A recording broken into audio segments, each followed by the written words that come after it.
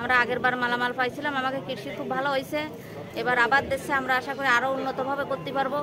হ্যাঁ, আগের বার দিছিল, জাজরি দিছিল, নেট দিছিল, চারা দিছিল, বিচি দিছিল 7 প্যাকেট করে। গাছ, কিছু সবজি বীজ আর কিছু ফল গাছ, এগুলো নেট, তারপর একটা ঝাঁঝরি, নেট দিয়ে যাতে ঘেরা হয়, একটা নেম প্লেট, এ পর্যন্ত। উপকারভোগী কৃষকের মধ্যে পুষ্টি বাগানের উপকরণ বিতরণ সুষ্ঠুভাবে সম্পন্ন হচ্ছে, এটাই আমার কাছে প্রতীয়মান হচ্ছে। এখানে আসল কৃষকই আমাদের এই মালটা উপকরণটা গ্রহণ করেছেন, আমার কাছে তাই মনে হচ্ছে।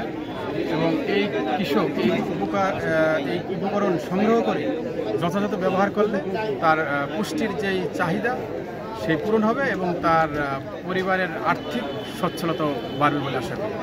প্রণোদনা ও তারুণ্যের উৎসবের আওতায় তরুণদেরকে উৎসাহিত করার জন্য 1100 জন ছাত্রছাত্রীর মাঝে আমরা প্রায় প্রতিজনকে 4টি করে 4400টি চারা বিতরণ করা হয়। এগুলো সবই ফলজ চারা এবং ঔষধি চারা। এটা মূলত যেহেতু আমাদের প্রাকৃতিক ভারসাম্য রক্ষা করার জন্য এবং সেই সাথে তরুণদেরকে উৎসাহ দেওয়ার জন্য এই চারাগুলো বিতরণ করা হয়, যেন তারা ভবিষ্যতে এগুলো থেকে কাঙ্ক্ষিত ফলাফল পেতে পারে।